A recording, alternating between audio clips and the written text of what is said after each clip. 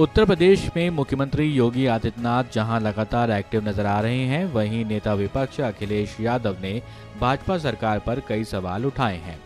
Petrol diesel की बढ़ती कीमतों से लेकर नौकरियों तक सपा प्रमुख ने बीजेपी को आड़े हाथों लिया है। आइए आपको सुनाते हैं कि अखिलेश का क्या कहना है। और बीजेपी तो वो पार्टी है जो बात को न जाने कितना खींच देती है। आप बताइए, पत्रकारों का क्या दोष था बलिया में? क्या पत्रकारों को दोष था? पेपर किसने लीक किया? प्रशासन की जिम्मेदारी थी। पत्रकार ने तो केवल सूचना दी, मदद करना चाहता था पत्रकार, लेकिन पत्रकार को जेल भेज दिए गए।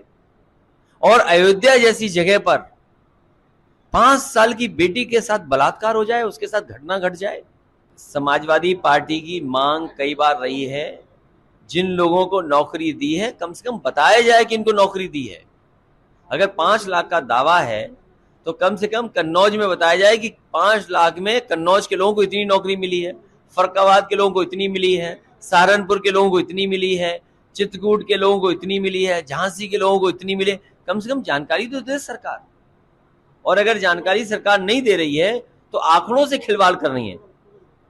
ये चुनाव में जिस समय मुझे अपनी बात रखने का मौका मिल रहा था, पूरे चुनाव में ये बात कही गई कि जैसे ही चुनाव खत्म होगा पेट्रोल डीजल से लेकर के सब महंगाई बढ़ेगी। सवाल महंगाई का तो है ही है, लेकिन जिस तरीके से बेरोजगारी बढ़ रही है, हमारा यूथ, हमारा नौजवान, उसका भविष्य अंधकार में दिखाई दे रहा है।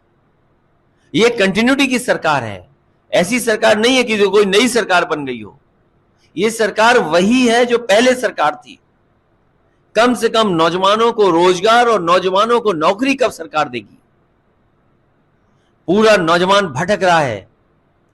अच्छी पढ़ाई करने के बाद, अच्छी डिग्री हासिल करने के बाद अभी भी घर बैठा है, अपने घर परिवार के बीच में बैठा है, उसे नौकरी रोजगार नहीं मिल रहा है।